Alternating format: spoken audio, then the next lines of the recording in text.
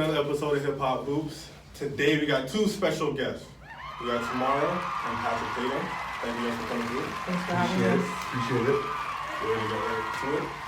We want to know where it all started, the passion for basketball with you guys. You know, I know it's three of you guys. Where did the passion? Who brought that, you know, that love for the game? I think it probably started from us watching the NBA on TV at home as a family. I think that passion right there is where it started for me. Yeah. And then I had a summer where my parents were like, okay, you gotta either go to this dance group with your sister or go play basketball with your brother. And I was like, I'm going to play basketball. So that's where my passion really started. I don't know about Patrick. Who were you guys watching? Were you guys Raptors fans growing up? I was a huge jazz fan. Yeah. Jazz? I was a huge jazz fan. Okay, I've never heard that before. Who was it? Stockton Malone? I loved Karl Malone and I love Stockton. You know what? I always say this. Karl Malone is probably one of the most underrated players. Yes. You know, he's up there in points. Yes. You know what I mean?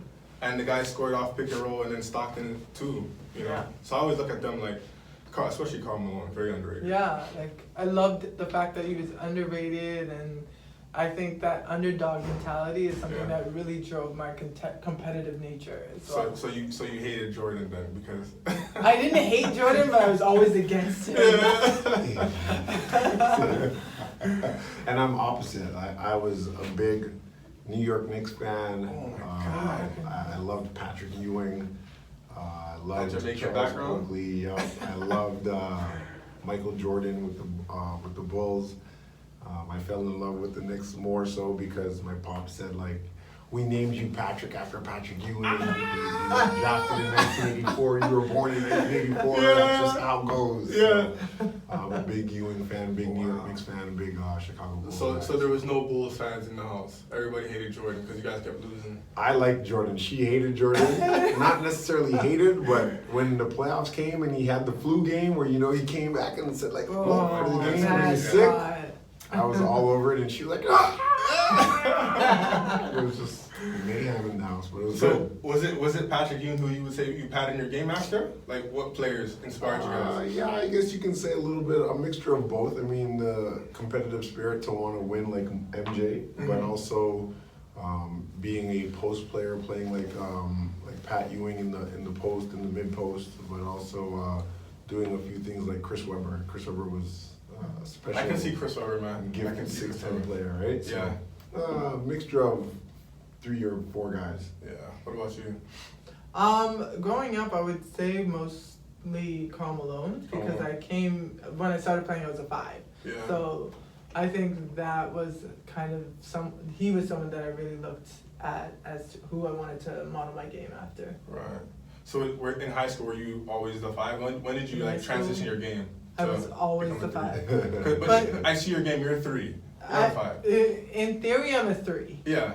And honestly, in high school, I was a 5, but I probably played 1 through 5. So I find out in Canada, everybody's a 5 when you're over 6'5". Over 6'5", stick them in the post. I do whatever I wanted. That was at least back in like 1996, 95, 90s, like in the 90s. Yeah. Nowadays, they're just, everybody shoot threes. Yeah.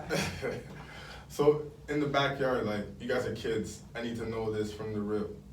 One-on-one battles, man. Who was? You ever beat this guy? Please tell me, yeah. I haven't. I don't think I've ever beat you. No. I never beat Patrick. No, you were a kid. You were running the house all the time.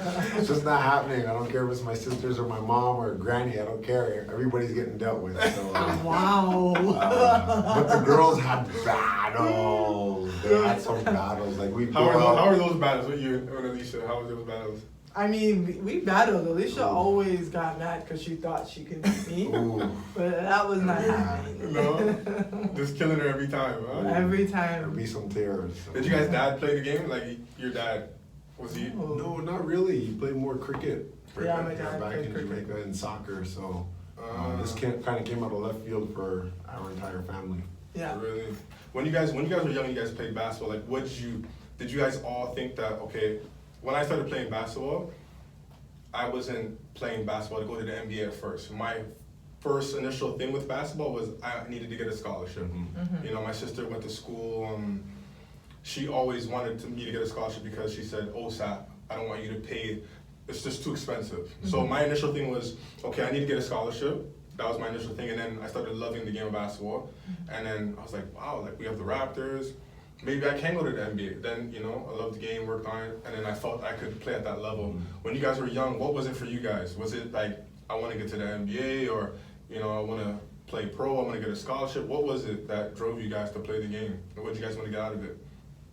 For me, it was definitely most likely more so to get a scholarship. Yeah. When I started playing, I loved the game. I was having so much fun being around all these girls that I had fun with and got to know and eventually became family with. Yeah. But as I started playing, I quickly realized I was like, whoa, I could get a scholarship. Like, I had so many letters coming to my house. So that was the thing that drove me getting a good scholarship. And it's so crazy, like, scholarships, like, I had to leave. Like, I went to prep school in the States, so that's where, you know, I started getting, you know, my recognition. And then I see the kids now, and they're like getting, you know, Calipari's coming to see these guys now. I mean, like Calipari was never coming out to Canada when I was not. playing. You know what I mean? So it's like he's at every tournament looking at these guys. These guys are playing in the McDonald's game every single year. Canadians getting drafted, so it's just crazy. It just goes to show that like guys in your era and even before you laid the foundation for a lot of these kids right now. Yeah. They're reaping all the benefits, but I mean, we still have a part of it, right? So, Absolutely. So when you guys were in high school, you guys went to high school in Brampton, correct? What high school did you guys go to? Chinguzi Secondary, not known for much, just the Chiefs. So how'd you guys do in high school? But now the Timberwolves, though. Are they Timberwolves now? Yeah, they're now the Jeez, Timberwolves. I didn't know that. How'd you guys do in high school? It was interesting. I mean, my first year there, we went to the Tier 2 ROPSA finals, and we ended up losing to, I think it was St. Augustine with Sharon Edwards and some other guys. And then the next year we were like, I'm going to transfer. I want to get out of here. I want to go play in Toronto and play against the best guys. Yeah. So I wanted to go to Eastern Commerce, but then I met Tony Sims, and he was like, don't transfer. You got to stay right where you are. If you're good, people will find you. Tony Sims. 8 guys transferred into Chinguzi, and we went to Oslo the next year. So it was good. It was a blessed situation. But I think for her, it was a little different because they weren't. It was girls basketball, so they just played, I think, Tier 1 or Tier 2, and they killed it. We were Tier 2 to begin with, and we did really well, and we ended up winning Tier 2 my second year, going to just the ROPSA. So ROPSA, you don't go to OFSA in Tier 2. And then the following year, we went into Tier 1, and we made it to OFSA my last year, which is really, really cool. So who was the type of... What was the type of music you guys were listening to back then? Me, DMX, of course. I listened to DMX, I'm getting 30 that day. Who was it for you guys? For me, I was straight Jada Kiss and the Locks. That was my stuff. I couldn't go wrong with listening to Jada, man. Not at all. So like, even when I got to university, I would listen to Locks, or Jada Kiss. So for me, it was that. And then by the time I got to university, kind of maneuvered over to G Unit, 50 Cent, Lloyd Banks, and all them dudes. So. For me, I liked Biggie a lot when I was younger. Of course. And then I listened to a lot of R&B. But getting into university times, it was a lot of 50 Cent. Yeah. Who do you think is the most influential hip hop artist of all time? Would you say? Now, do you think I think it's Tupac. Yeah, you know. Tupac's had a huge influence. Huge. Like, I think it was beyond music with that guy. Even his music, like, you know. No, 100%, man. You flip a coin. I mean, it's Tupac, Biggie, East Coast, West Coast. I mean, you can go 2 different ways, but I think for anybody to make a movie after either one of them is definitely influential. Yeah. That's what's up. So, recruiting, you guys are last final year of high school. How was the recruiting for you guys? Like, oh gosh, Scary. You know how these guys do it now, top 5, and then they have their top 5. It wasn't that great. We didn't do top 5 at all, but for us, the house was ridiculous, right? Yeah, Because all 3 of you guys in the all house. 3 of us are getting recruited, and you have with the rules have changed now, but like back then, you only had a certain window where you could call Yeah. athletes or recruits. Yeah. So the house was going nuts. And like, we don't have cell phones either, so it's just No. one phone in the Yeah. house. And like, I'm talking on the phone with the coach, and then hold on, coach, click.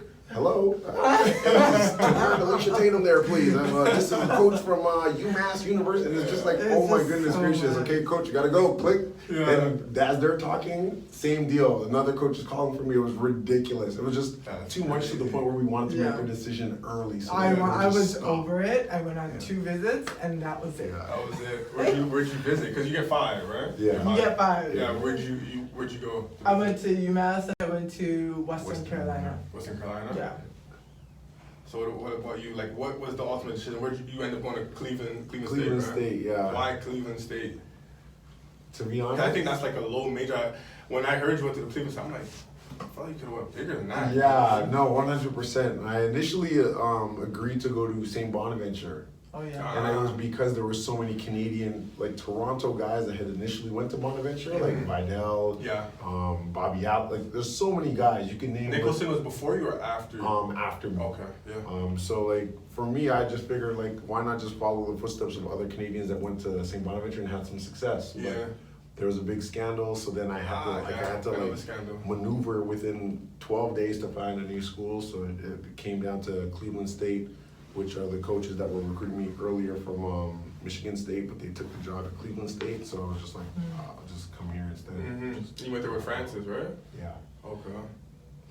How was as far as like AAU? Did you guys play AAU basketball? You played for Wayne Dawkins. Yeah, I played Coach Rowe and Wayne together at grassroots, and then they split, and then it went to phase 1 in grassroots, and I went to phase 1 with my man Dawkins, and played a little bit with, there was a new program coming up, Mission.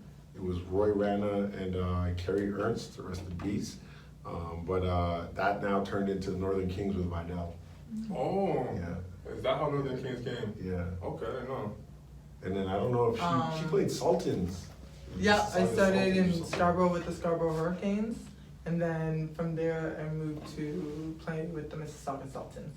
Oh, so Yeah. did they travel a lot? We traveled a lot in the summer. We went to Florida Oh wow. a lot. We were me in Florida. Yeah, you guys went around. Yeah. How do you feel about as far as AAU now and the stages and now like to me I look at basketball like it's just not. It's so much of a business. They're taking the actual fun out of the game. That's me personally. It's a lot of business. It's involved. so much business, and it's starting at young. I've seen guys, I have an 8 and under team. Like, what? What are you talking about? Ridiculous. What are you talking about? 8 and under? Like, no way. Like, and I find that For what? ridiculous. Yeah, Like, it's let this crazy. kid be a kid. You know what I mean? What do you know about basketball at You know 8 years what old? I wasn't playing basketball at 8. I don't know about you guys, but me. I wasn't playing No, basketball. I was we being a weren't kid. doing it at 8. No.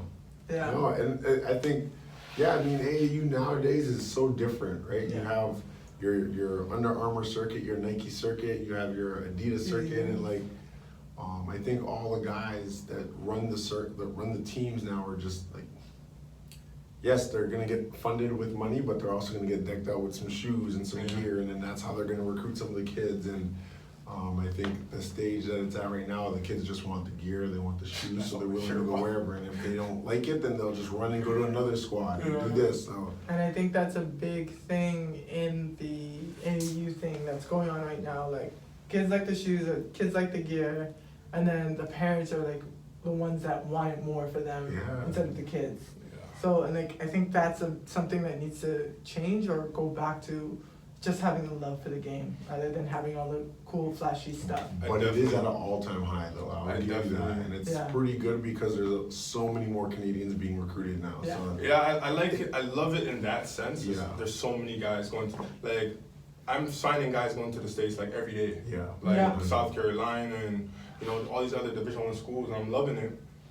But it's just like, when I was playing, there was only grassroots. Mm-hmm. Then That's then Damon came, or Wayne, sorry, I said Damien, Wayne Dawkins, he came with his phase 1.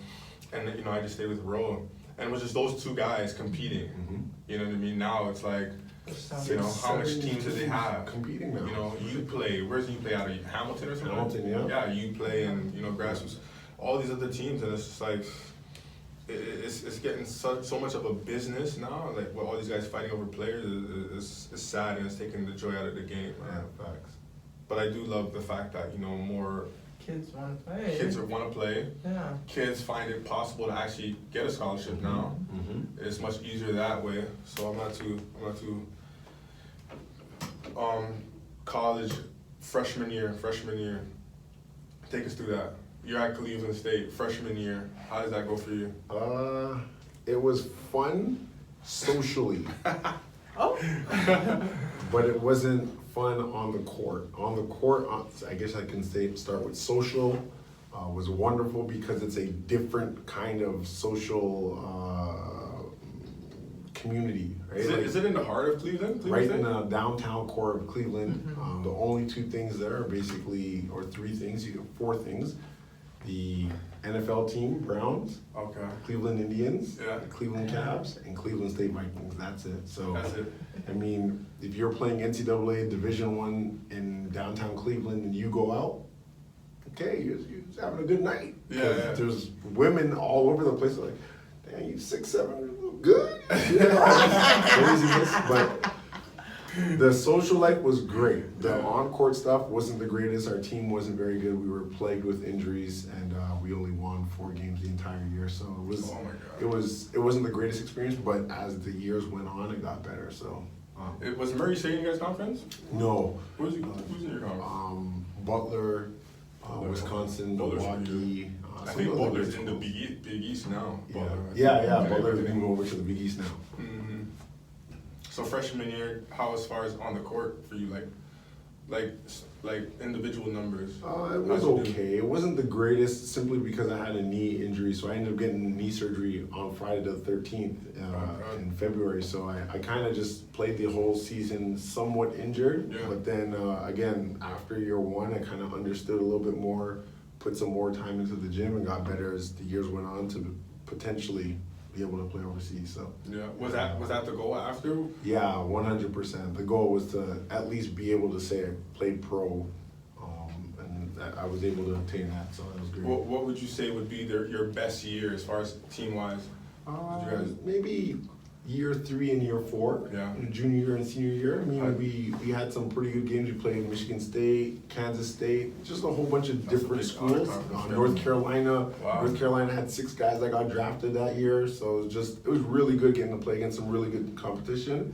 And it made me know, like, okay, this is where I'm at, and this is where I have to get better. Yeah. And there was such a great buzz in the city as well because LeBron had just gotten drafted into the NBA at the Cleveland Cavs Yeah. in 2003, which was my first year of university. So like, There was just a it big was just buzz. wow. ridiculous. It was Yeah. just everywhere you went, like it's just. So it was fun. It was fun. What about you, UMass? My first year was eye-opening. I remember the first few days I was there, I was like crying, calling home, I want to leave. Like, what am I doing away from home? Because I've never really been away from home. Yeah. So, yeah, the first few days I was like, this is rough. But after being there for a few weeks, really started to settle in. I was just such a hard worker, so I think that helped me with preseason workouts, being on the track, being in the gym, being in the weight room, like all that stuff was new to me. I never lifted anything. I until think got to I university. think that's the separation Yeah. between Canada and America. Ooh. I think America they're just naturally aggressive, Mhm. and we're kind of just laid back, and it takes us a bit of a time to get used to that. So I believe that's the main key. I think we're skilled, probably even more skilled than some of those Americans, 100. but just that one thing, Yeah, being stronger. And absolutely. that was huge for me. My coach was like, after every game, you're getting a milkshake. What? That needed to beat me up more. I was like, Yeah. But it was cool because I came in as just a player. There were 7 seniors that left. Mhm. So I came in and I was starting right away. It was like such a good opportunity Yeah. for me to play. and I became a 4-year starter after that. So First really time, good. wow. So what would you say was your best year for you? My best year was definitely my last year because every year just kept getting better, just expanded my game in different ways. So I would say my last year was my So best year. would you say in college where you transformed your game to become a solid 3? Did you play 3 all I- throughout your 4 years? Or? No, throughout my 4 years, I played the 4. You played 4? Yeah, and then going into my last year, I started to transition a bit to play a bit more 3 because I knew if I was playing overseas, it would probably be a 3. You have to be 3? So, Okay. yeah. So in 2007 for you, it was that was your final year. That was my final year. Okay, and then you didn't get drafted. Nope. How does that work? Did you enter your name in the draft, or you I just didn't. felt you weren't gonna get drafted? I just didn't think I was gonna get drafted. So So, you my just name said- wasn't entered. I got an agent right away. Yeah. I had a few different people that wanted to be my agent overseas. Yeah. So I got an agent and started working on getting an opportunity to go overseas. Was it like how they have the guys where you get individual team workouts, teams call you? Is it the same way in WNBA, or how does that work? Wait, what? Like you see how NBA teams like, okay, I gotta work out with the Knicks today. Oh, I gotta work yes, out. yes. Is it the same No, way? it's not like No? that. It's not like that. Maybe for the women, no, I don't think it's like that. No. No, it's not That's like interesting. that. I want to know that. No, it's not like that. Mhm. It's if you get a training camp invite, you'll go to training Training, camp yeah. And right that's- before they get started. And It's that's like, it. Like training camp starts in like May, end of April, May for the women, and then Mhm. you're starting games in May. Like it's so short. Wow. Yeah. So when you don't get drafted, your first year, you decided to play I decided to play in Finland, in Finland. and then that summer I also went to an open tryout for the national team. So So that's when the Canadian team Started. started for you, yeah. right? So Yeah. when you tell us about Finland, like how was that? Like you're from Toronto, like Mhm. big culture shock. Like you go to UMass, it's still kind of the same. Now you're in Finland. Like Oh. how the hell is that? The first time when I got there, I was just like, whoa, okay, we're doing this. I got off the plane and I went right to a game. Like it was so Why do they weird. always do this? Like everybody tells me the story. They do. I did that. Like off the plane, like let's go to the game. I'm like, the what? hell? Yeah. Can I go like see where I live first? Like you know what I mean? Like straight to the game. It like, was weird. Oh in man. the air for like 10 hours and then you gotta go straight to a game. It's so weird. crazy. But settled in nice because the American was already there Mhm. because I was playing national team. So I didn't get there until October. Okay. Yeah. So it was okay. It was You had a good. good year. You won MVP, or no, maybe it was a second place or third place Where? in Finland. I don't know if I was MVP in Finland. I was in Slovakia and in Germany. How long was the season in Finland? In Finland, it's the same as most other teams. So from like September to about April. Yeah. April. Mid-April. Mm. Yeah. What about you when you were done in Cleveland? Where'd you go to Germany first? Was it Germany? Switzerland. Switzerland? Okay. Yeah, it was kind of the same. I mean, had a couple of my teammates from Cleveland State, like just wishing on a star, I guess, thinking they'd get drafted, entering the game. I was like, I'm not entering my name. I'm going overseas. Yeah. So I was fortunate enough to at least know another local Toronto guy. He's from Markham. His name's Corey Muirhead, who actually played at Western Carolina. Yep. I met him Another there. guy that had like a Jamaican passport, and he grew up first world, like I guess second generation Canadian, but he was already playing overseas, and he hooked me up with his agent. His agent saw some of my numbers and some of my games from Cleveland State and said, hey, I can get you a job right away. So I was like, okay, great. Went to Switzerland. It was great. Enjoyed it. And Switzerland's a beautiful country, man. It's Yeah. sweet. Just mountains all over the place. You walk out, whoa, mountain, whoa, mountain. So it was a nice experience for my first year. When did you feel like, okay, I want to play in the NBA? Like what age was it that you felt like? Ooh, I guess you can say in the 6th or 7th grade. Right. You watch games and you see certain moves and you're like, I'm gonna go practice that, man. I'm gonna try and do that one day and try to make sure I get to the league. If they're doing it there, I can do it too. So I think about grade 6, 7, like if you were to go back to and look at all my yearbooks from grade 6, from elementary school to middle school to high school, every single one of them said, I want to play professionally or play in the NBA. Really? Like, you know when they ask you like those questions and your picture it has I know like, exactly. where does he want to be in 5 years or 10 years? That was my picture every single year. So. Yeah. What about you? For me, I honestly, I didn't even think about WBA, national team, any of that until university. Yeah. Really? I was just like playing and having fun. That was it. So when you didn't get drafted, it didn't really hit you like no, that. No, it didn't hit me. I didn't even expect to be playing on the national team. I didn't expect any of that. And then after that first year in 2007 with the national team, we were so close to making the Olympics. Yeah. The 2008 ones in Beijing. And I was like, whoa, I could have been an Olympian next year. So that's where I was like, okay, this is like something I want to strive to be. So yeah. Turned into 10 years later. Yeah, 10 years later. It's crazy. So it was just a tryout. I went to an open tryout. Who was all there? Like random people. just random. Random. And it was at UTM. Oh, UTM, okay. Yeah. Was Tammy Sutton Brown around at that time? Or maybe She not? wasn't playing at that time. Wow. She was she retired? She was not. I've never played with Tammy. Really? But she was in the NBA. But she was in the WNBA Yeah. throughout that time, and she was in the national team prior to me being there. Is she the only Canadian player to play in the WNBA? No, well, Before that. before. No, before, yeah, of course. There's a You got few now. Nurse. Who is it? Kia Nurse, and then, Natalia Chanwa. yes, her. Who else is there? There's Bridget Carlton who just graduated. Nayo, Ray Park, Akunwe, they're all on the national team now. Yeah. Those four play and they're all on the national team. What about the guard from UCLA? UCLA. Oh, Naira. Naira Fields. played in the WNBA. Naira Fields. Both. She's from Brampton, Naira? No, she's from Montreal. Montreal, okay. Yeah. There's two twins from Edmonton. They played in the WNBA. Miranda from London played in the Okay, wow, WNBA. girls now. We had a lot of This girls. is quite good. But, yeah. Is it easier now, do you think, to get to WNBA? Yes. Much easier now. Yeah. Oh my gosh. From that time to now, much easier. Yeah.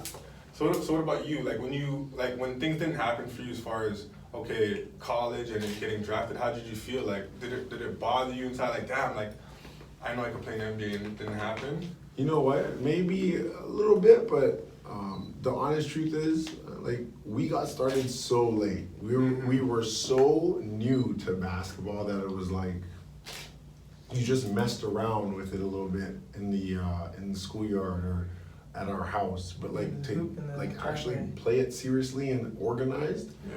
Man, I didn't start till I was in like grade 10, and for her it might have been grade 11.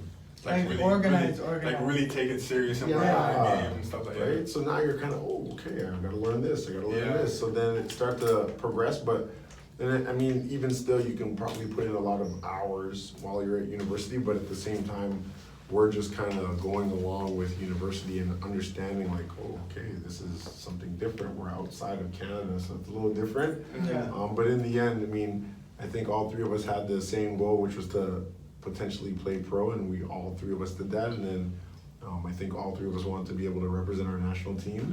At some point in time, I got to play juniors. The two girls got to do senior, junior, and seniors together and make it to the Olympics. So definitely kudos to them because they. When you played for junior nationals, who was with you? Like Javon?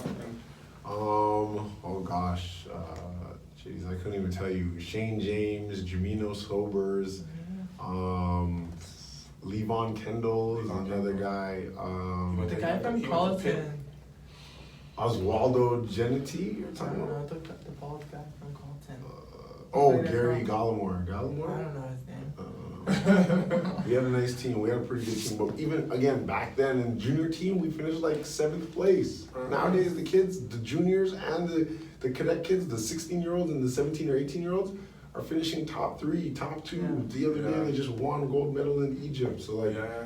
you can see how far basketball's come so far in the last 10 years, and it's only getting better. So, Yeah. yeah, it's exciting times, there's no doubt. And I mean, Raptors winning the I other was day gonna makes say, it. how do you guys? I look at you like, Toronto hooper, when I talk about Toronto basketball, I always got to mention your name. Yeah. Winning the championship for me was everything. Yeah. I know you got a lot of American friends. I know you got the same. I was talking a lot of shit. Yeah. I'm not gonna lie. I was talking a lot of shit. You Oh, gotta scratch your name off that list for the teams that haven't won a championship yet. Facts. So it was so big for me. Like I felt it. How did you feel when we won, man? Oh man, I was ecstatic. Like the crazy thing was, I think we were in Brazil. I was in Brazil with the 16U national team. So we had just won silver. We were watching all the games down in Brazil, and the one game when we knew they were playing in Golden State, we were getting ready to fly back home to Toronto. So we're gonna be in the air. We're asking Air Canada, sending emails like, "Hey, can you stream the game on the airplane? We're gonna miss this." And it just felt good walking back home, knowing that like Toronto's now on the map. Like Right. I remember when I was in university, people would be like, "Where's Toronto?" Yeah. Like, what are you talking about? This is Canada. Oh, there's a city up there called Toronto. You guys are ignorant. That's So terrible, ignorant. man. That's terrible. But knowing that the city, MLSC, the Raptors, everybody has done everything to bring the championship here has been great. And I think the rental of Kawhi Leonard was brilliant. Some people hate it. I love it. I don't mind it. How did you feel when we won? I felt, so I was a part of the 905 staff last year. Yeah. So being a part of the organization, man, you just feel like so kind of involved with having a little bit of a part of that, right? Yeah, so just being in there, going to some of their practices, being at games here and there, it really, really took something out of me. Like, wow, this is Toronto. Like, I grew up watching Toronto basketball. Did you guys ever feel that we'd ever win? Like I don't think to be honest, I didn't think so. No. Because we always get so close, and it was just like, here we go, great season, first round of the playoffs, we're done. We got out the first round. I felt maybe when LeBron when he would leave, I was like, you know what? When LeBron leaves, we're gonna win. Yes. That's gonna be our Everybody time. was I saying swear. that. As soon as he left, then we got this rental. Yes. We won a Yeah, it's championship. crazy. How did you guys feel when he left, man? Honestly, I was up when I found out he was leaving. LeBron? No, when Kawhi. Kawhi? I was mad. I'm not gonna lie to you. I was mad. That was my feelings. I don't know if I was mad. I didn't think it would have been a horrible thing if he didn't come back, because we got what we needed. We got what we needed. You know what I mean? Like, but it would have been so good for him to be back, and he was great in the city. Everybody in the city loved him. They were offering him food for life. Restaurants. The man offered him the key to the city. Oh my And he gosh. just I was would mad. leave the city if I had the can't key lie, to I the was city. mad. I was mad. Yeah. I'm just saying, like, I heard the guy offered him like his salary for the 5 years if he signed. Everything. Like, here's your 190. Here, take it up front, and then you'll get your other salary from the team. Everything under the sun. the they guy offered him turned that, it and he down. I still couldn't turned it believe down. it. Crazy. And I don't wrong the man, but I was still tight because But all I of feel that like, is to go play at home. You think like yeah, that's what it is? you know, Is our winters that bad? Can't be. It's not. To turn down what, 300 mil? Like, I don't get it. I don't know.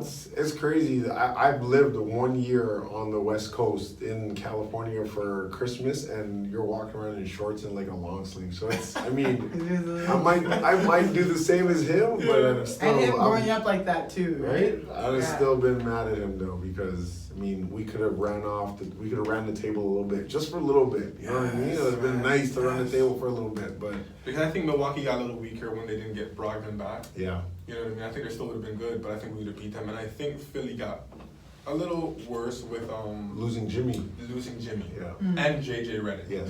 So you lost a top shooting guard and a shooter. Yeah. You know what I mean? So I definitely think we would have beat them for sure. Yeah. You know that drove me crazy. What do you think we're gonna do this year? Do you think we're playoffs? Do you think we're I think we're pretty steady with making it to the playoffs. I think we'll get to the playoffs for sure. Yeah. What happens after that, I don't know. Yeah, I mean, it should be in our DNA now. Just to Yeah, bare just at minimum least should be get to like the the playoffs. standard is we make it to the playoffs. Yeah. Now, how far we go, who knows? Yeah. But we do have some promising talent in Spicy P. Yeah. Is he the next guy? I think he's the next, next guy. superstar? I I think think that's what we do. I something think we draft players and we make them, Yes. and then they just leave. they're out. They're out. I don't remember us getting a big time free agent. No. I just Yeah. always remember This was the you know, we biggest one, draft Kawhi. guys, but we That was traded. the biggest one, and then You know what I mean? and we traded for him. Yeah, yes. like I don't think we 100. ever signed Yeah. a big free agent Facts. like that. Yeah, yeah. That's Yeah. true. Yeah, it's That's been brutal. the David Stoudemire's, the Chris Bosches, the Vince T-Max. Carters, the Yeah. T-Max, and Yeah. now Yeah. Spicy P's blowing up, and Yeah. I'm sure as time comes, when it's time for him to discuss what he wants to do, he's probably gone. Do you think? I think Messiah could keep him, man. Probably. I think that those roots. the African Yeah. roots. I think he'll keep him. That yeah, helps. yeah. That helps. And what is it? 2021? Do we get Greek Freak? Do we get that guy? Oh. They were trying to That'd be position him amazing. to bring his brother here. Come so they're on. gonna use him to bring his brother here. Can to bring Messiah pull that one him. off? Yeah, we'll have to wait and see, man. This is the NBA. It's I all think that's when entertainment. we'll get back to that level. We got some time now. I think we've cooled off for a little bit, but yeah. What about this argument? I was talking to her earlier. I want to get your thoughts about it. When Brittany Griner made that statement that I don't know if you've seen when she said she could beat Boogie Cousins 1-on-1. Oh goodness gracious! What do you feel about this? She might be able to beat him with all the injuries he has now.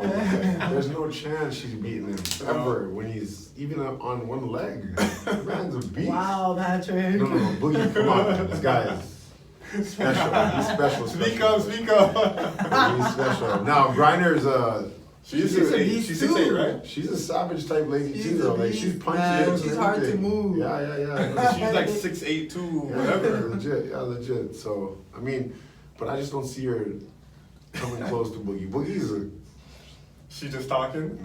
just Yeah, maybe. trying to get some headlines or something. Okay, what about this? What about the money aspect? I see what's her name? I forget her name. She's the pretty one, left hand. Skylar Diggins. Skylar Diggins. She was just talking about the crazy about fun, for what's his name? When he was in Golden State when they won, they traded him. Harrison Barnes. Yes. Oh, She's like Harrison Barnes is making this much money and he's.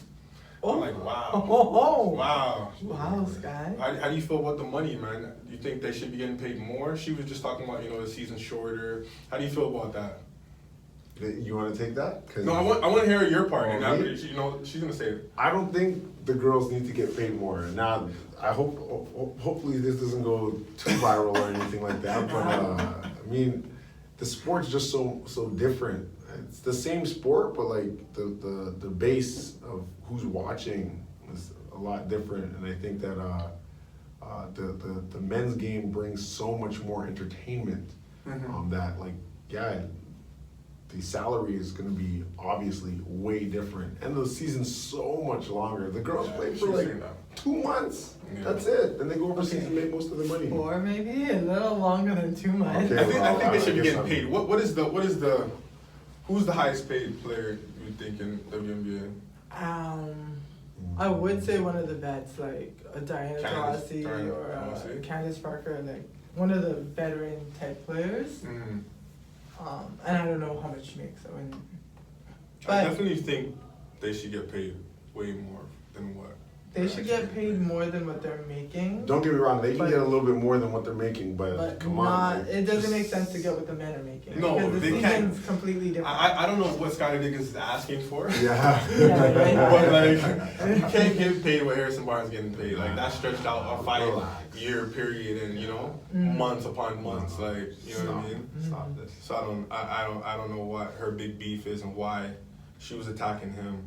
But And it also goes to like who's backing, like the WNBA is backed by the NBA, but still you still have to generate revenue coming in from people coming to watch the games. All these things play into your paycheck, Of course. right? So the men are getting way more fans, way more. That's like it's just so different, the games.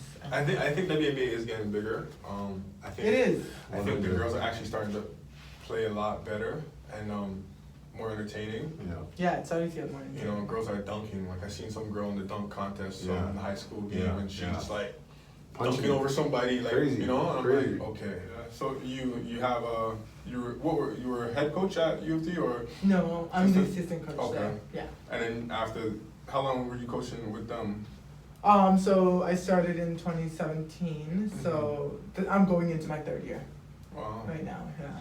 And you're with the 905. Yeah, so Coaching last now. year I was with them full time and with UT. How'd that come about, man? Like that's interesting. Like you're the first Canadian.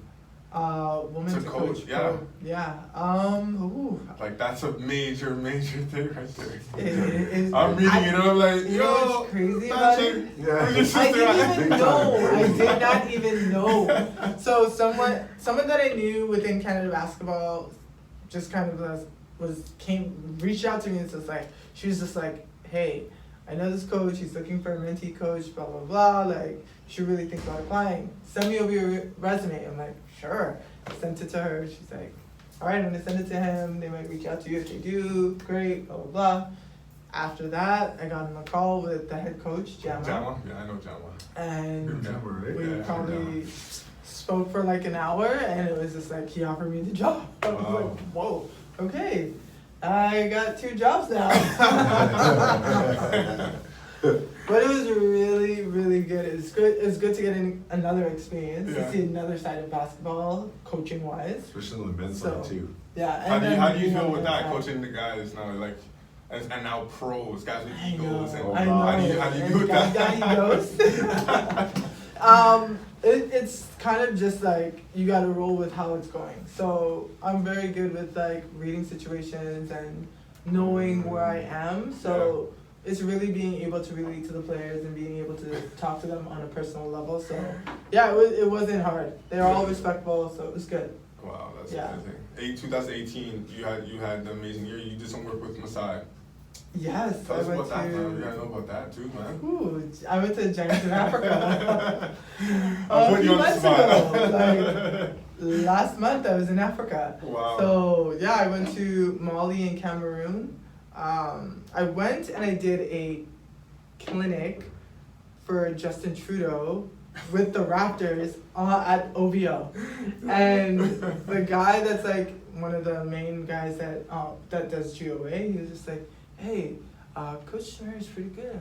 Has she ever thought about doing, GOA? So one of the coaches for the Raptors, 905, also is like heavily involved with GOA. Yeah. So he kind of like said, yeah, if you ever need a coach, she's available.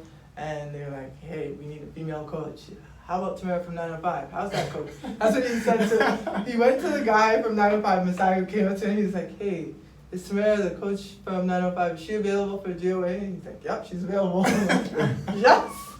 So I got the opportunity to go, and I was like, drop everything, I'm going. That's Like, amazing.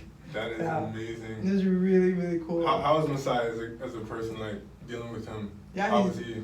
He's a great person. Like, he's Yeah. very personable. You can have conversation with him. And he's very real. You know what I mean? You can tell. He's- Yeah, you can tell. He's very real. Yeah. So I think that piece really helps you understand where he comes from and what he's trying to do. Right? He Right. works really hard. So That's good. yeah. Wow. Well, there you have it, man. I want to thank you guys for tuning in to Hip Hop Hoops. I want to thank my guest, Tamara, Patrick, for coming through. I appreciate you guys. Thank you. It was all love. Tune in for more episodes of Hip Hop Hoops and her coaching and my guy coaching at McMaster's this year.